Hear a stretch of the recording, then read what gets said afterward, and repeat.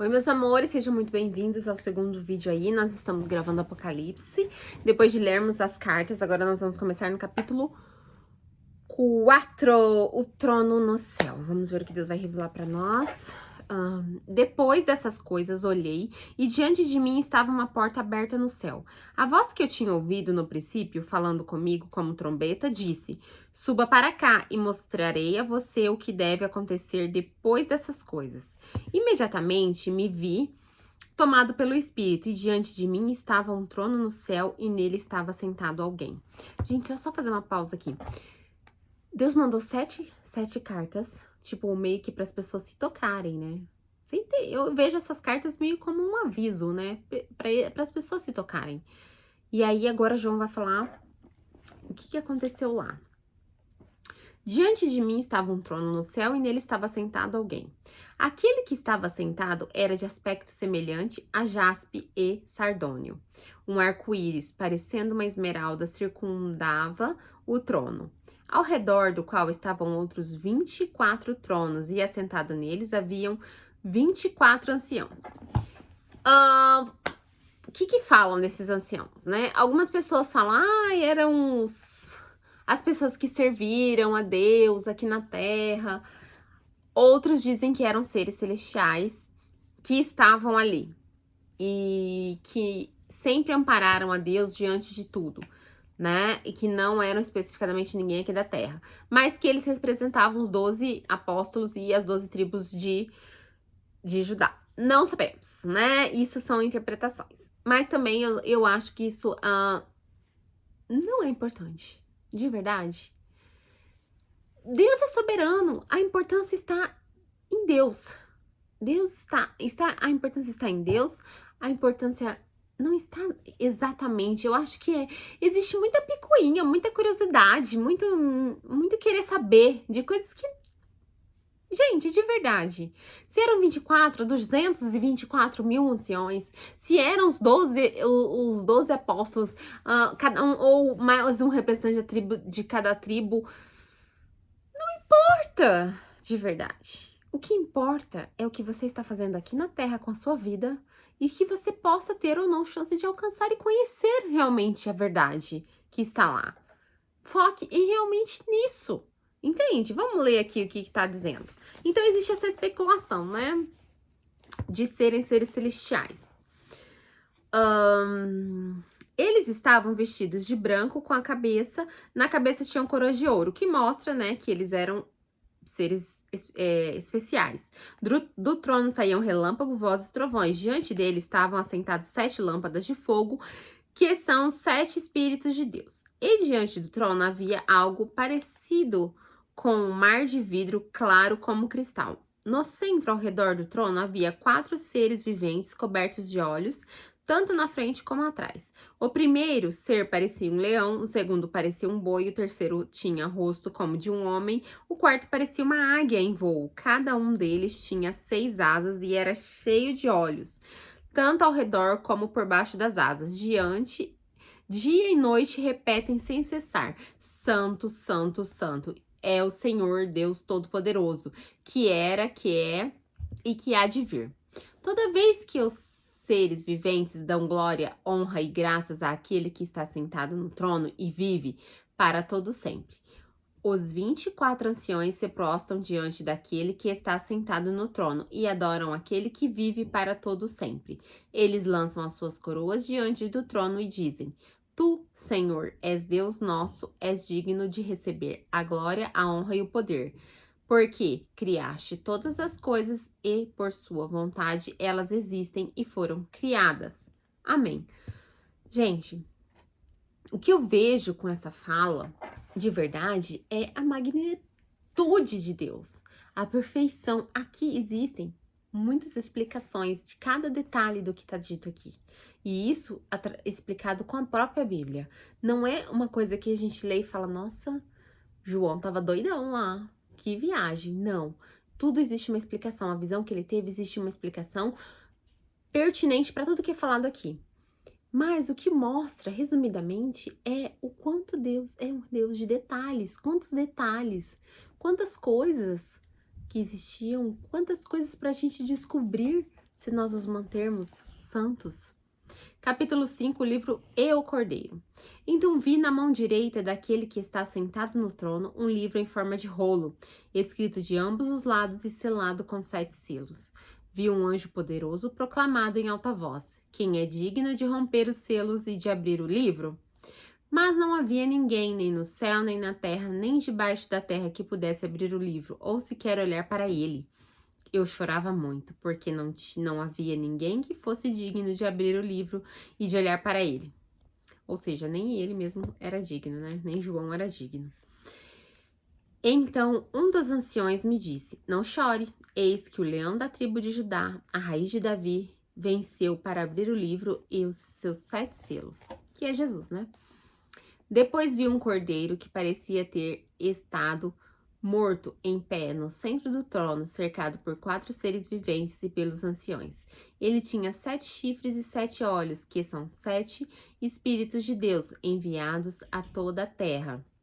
Ele se aproximou e recebeu o livro da mão direita daquele que estava sentado no trono. Ao recebê-lo, os 4 seres viventes os 4 seres viventes e os 24 anciões prostraram-se diante do cordeiro. Cada um deles tinha uma harpa e taça de ouro cheia de incenso, que são as orações dos santos. E eles cantavam um cântico novo. Tu és digno de receber o livro e de abrir os seus selos, pois foste morto e o teu sangue compraste para Deus, gente de toda tribo, língua, povo e nação. Tu os constituíste reino e sacerdotes para o nosso Deus, e eles reinarão sobre a terra. Então olhei e ouvi a voz de muitos anjos, milhares e milhares e milhões e milhões. Eles rodeavam o trono, bem como os seres viventes e os anciãos, e cantavam em alta voz: digno é o Cordeiro. Digno é o Cordeiro que foi morto de receber poder, riqueza, sabedoria, força, honra, glória e louvor. Depois ouvi todas as criaturas existentes no céu, na terra, debaixo da terra e do mar, e tudo que neles há, que diziam: aquele que está assentado no trono e ao Cordeiro, sejam louvor, a honra, a glória e o poder para todo sempre. Aos 4 seres viventes disseram amém, e os anciões prostraram-se e o adoraram. Super forte, né? Capítulo 6, os selos. Vamos lá. Esse selo, gente, é a polêmica do milênio, né? Cada um faz uma interpretação, é tudo muito profundo e é tudo muito cheio de figuras de linguagem, né? Não sei se é essa palavra que deveria usar. Observei quando o cordeiro abriu o primeiro dos 7 selos. Então ouvi um dos seres viventes dizer com voz de trovão: venha! Olhei e diante de mim estava um cavalo branco. Seu cavaleiro empunhava um arco e foi-lhe dada uma coroa. Ele cavalgava como vencedor, determinado a vencer. Jesus, né, gente? Quando o cordeiro abriu o segundo selo, ouviu o segundo ser vivente dizer: venha. Então saiu outro cavalo, e este era vermelho. Seu cavaleiro recebeu poder para tirar a paz da terra e fazer que os homens se matassem uns aos outros. Ele foi dada uma grande espada. Capeta, será? Satanás? Quando o cordeiro abriu o terceiro selo, ouvi o terceiro ser vivente dizer: venha. Olhei e diante de mim estava um cavalo preto. Seu cavaleiro tinha na mão uma balança. Então ouvi o que parecia uma voz entre os 4 seres viventes, dizendo: um quilo de trigo por 1 denário, e 3 quilos de cevada por 1 denário, e não danifique o azeite e o vinho. Quando o cordeiro abriu o quarto selo, ouvi a voz do quarto ser vivente dizer: venha. Olhei e diante de mim estava um cavalo amarelo. Seu cavaleiro chamava-se Morte, e o Hades o seguia de perto. Foi-lhes dado poder sobre 1/4 da terra para matar pela espada, pela fome, por pragas, por meio dos animais selvagens da terra. Quando ele abriu o quinto selo, vi debaixo do altar as almas daqueles que haviam sido mortos por causa da palavra de Deus, do testemunho que deram. Eles clamavam em alta voz: até quando, ó soberano, santo e verdadeiro, esperarás para julgar os habitantes da terra e vingar o nosso sangue? Então cada um deles recebeu uma veste branca. Uau, hein, que honra! E lhes foi dito que esperassem um pouco mais até que completasse o número dos seus conservos e irmãos que deveriam ser mortos com eles. Observei quando ele abriu o sexto selo. Houve um grande terremoto. O sol ficou escuro como tecido de crina negra. Toda a lua tornou-se vermelha como sangue. As estrelas do céu caíram sobre a terra como figos verdes caem da figueira, quando sacudidos por um vento forte. O céu se recolheu como se enrola um pergaminho, e todas as montanhas e ilhas foram removidas de seus lugares. Então os reis da terra, os príncipes, os generais, os ricos, os poderosos, todos os escravos e livres se esconderam em cavernas, entre rochas das montanhas. Eles gritavam: as montanhas e as rochas caíram sobre nós, esconda-nos da face daquele que está assentado no trono e da ira do Cordeiro. Pois chegou o grande dia da ira deles. E quem poderá suportar? Por isso que o povo tem medo de Apocalipse, né? Todo mundo tem medo desse dia. Capítulo 7. 144 mil selados. Depois disso, vi 4 anjos em pé nos 4 cantos da terra, retendo os 4 ventos, para impedir que qualquer vento soprasse na terra, no mar ou em qualquer árvore. Então vi outro anjo subindo do oriente, tendo o selo do Deus divino, do Deus vivo. Ele brandou em alta voz os 4 anjos, quem havia sido dado poder para danificar a terra e o mar. Não danifiquem nem a terra, nem o mar, nem a árvore, até que selemos as testas dos servos do nosso Deus. Então ouvi o número dos que foram selados, 144 mil de todas as tribos de Israel.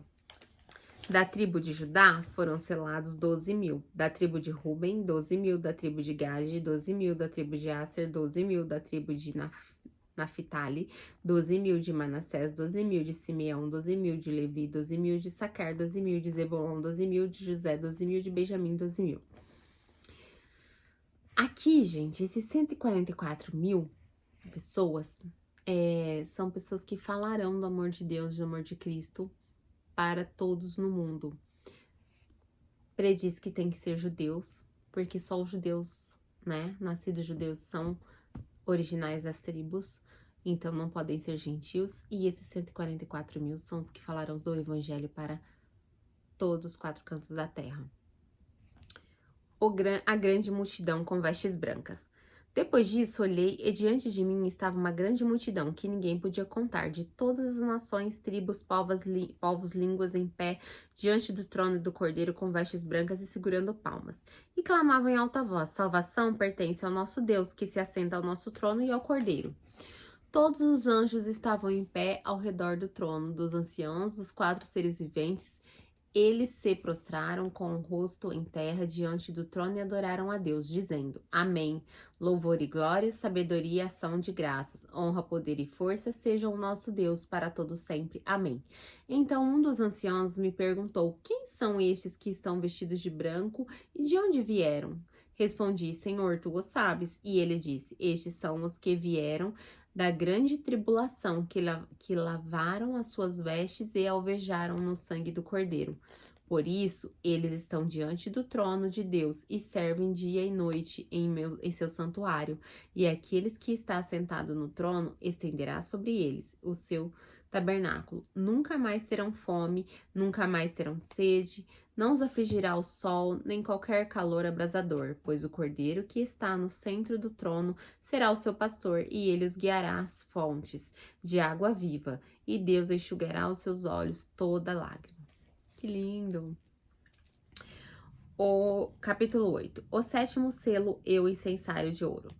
Quando ele abriu o 7º selo, houve silêncio nos céus, há cerca de meia hora. Nossa, imagina meia hora de silêncio. 1 minuto de silêncio já é enlouquecedor. Imagina 30 minutos. 27 anjos que se achavam em pé diante de Deus. A eles foram dadas 7 trombetas. Outro anjo que trazia um incensário de ouro aproximou-se e ficou em pé junto ao altar. A ele foi dado muito incenso para oferecer com as orações de todos os santos sobre o altar de ouro diante do trono. E da mão do anjo subiu diante de Deus a fumaça do incenso com as orações dos santos. Então o anjo pegou o incensário, encheu-o com fogo do altar e lançou-o sobre a terra, e houve trovões, vozes, relâmpagos e um terremoto. Gente, aqui, quando fala essa parte, já fala que o povo já vai estar lá no céu do lado de Deus, quando acontece todas essas coisas. As trombetas. Então, os 7 anjos que tinham 7 trombetas prepararam-se para tocá-las.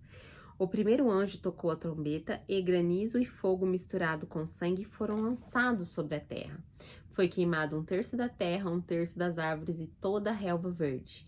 O segundo anjo tocou sua trombeta e algo como um grande monte em chamas foi lançado no mar. 1/3 do mar transformou-se em sangue, morreu 1/3 das criaturas do mar e foi destruído 1/3 das embarcações. O terceiro anjo tocou sua trombeta e caiu do céu uma grande estrela queimando uma tocha sobre 1/3 dos rios das fontes de água. O nome da estrela é Absinto. Tornou-se amargo 1/3 das águas e muitos morreram pela ação das águas que tornaram-se amargas. O quarto anjo tocou a trombeta e foi ferido 1/3 do sol, 1/3 da lua, 1/3 das estrelas, e foram de forma que 1/3 deles escureceu. 1/3 do dia ficou sem luz e também 1/3 da noite.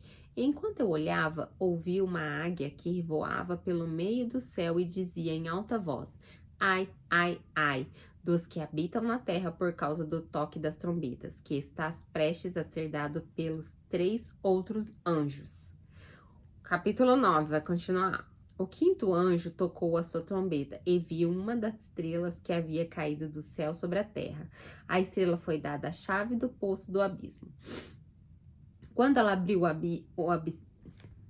o abismo, subiu dele fumaça como de uma gigantesca fornalha. O sol e o céu escureceram com a fumaça que saíram do abismo. Da fumaça saíram gafanhotos que vieram sobre a terra, e lhes foi dado poder como escorpiões da terra. Eles receberam ordens para não causar dano nem à relva da terra, nem a qualquer planta ou árvore, mas apenas àqueles que não tinham o selo de Deus na testa. Não lhes foi dado poder para matá-los, mas sim para causar-lhes tormento durante 5 meses. A agonia que eles sofreram era como de picada de escorpião. Naqueles dias, os homens procurarão a morte, mas não a encontrarão. Desejarão morrer, mas a morte fugirá deles. Os gafanhotos pareciam cavalos preparados para a batalha. Tinham sobre a cabeça algo como coroas de ouro e o rosto deles parecia rosto humano. Os cabelos deles eram como de mulher e os dentes como de leão. Tinham couraças como couraças de ferro e som de suas asas eram como barulho de muitos cavalos, carruagens correndo para a batalha. Tinham caudas e ferrões como escorpiões, e na cauda tinham poder para causar tormento aos homens durante 5 meses. Tinham um rei sobre eles, o anjo do abismo, cujo nome era em hebraico Abaddon e em grego Apolion. O primeiro ali passou, 2 outros ainda virão. O sexto anjo tocou a sua trombeta e ouviu uma voz que vinha das pontas do altar de ouro que está diante de Deus. Ela disse ao sexto anjo que tinha a trombeta: solte os 4 anjos que estão amarrados junto à grade do rio Eufrates. Os 4 anjos que estavam preparados para aquela hora do dia, mês e ano foram soltos para matar 1/3 da humanidade. O número dos cavaleiros que compunham exércitos era de 200 milhões. Eu ouvi o seu número. Os cavalos e os cavaleiros que vi em minha visão tinham este aspecto. As suas couraças eram vermelhas como fogo, azuis como um jacinto e amarelas como enxofre.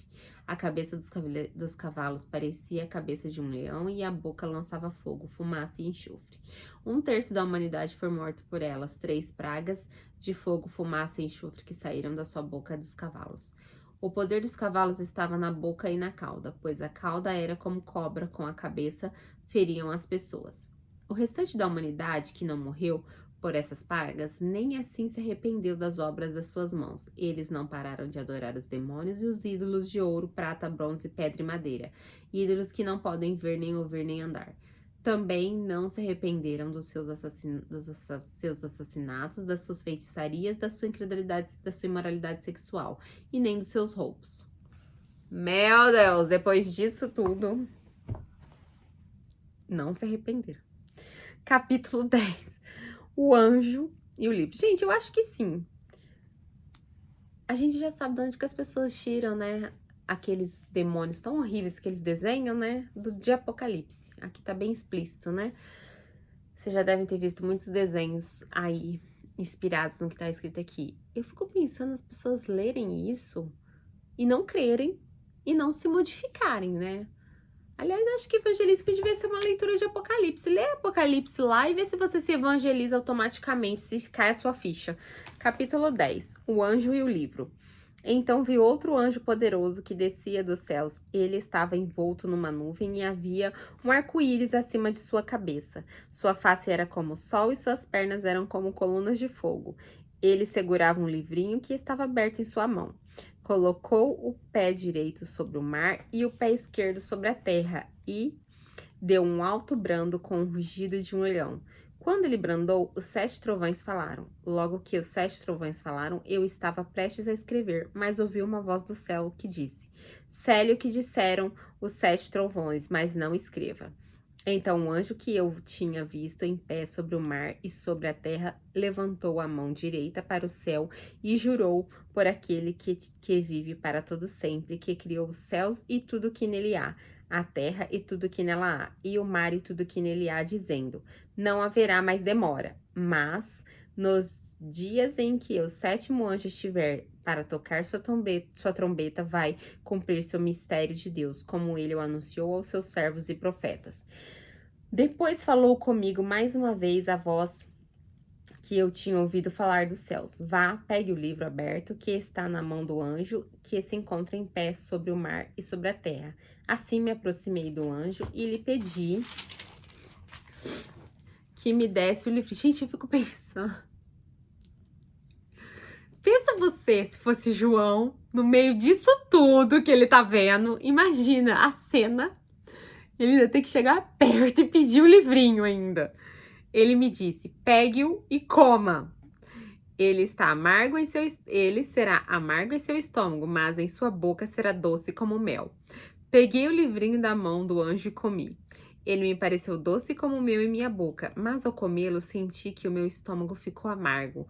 Então me foi dito: é preciso que você profetize de novo acerca de muitos povos, nações, línguas e reis. Uau! Uau!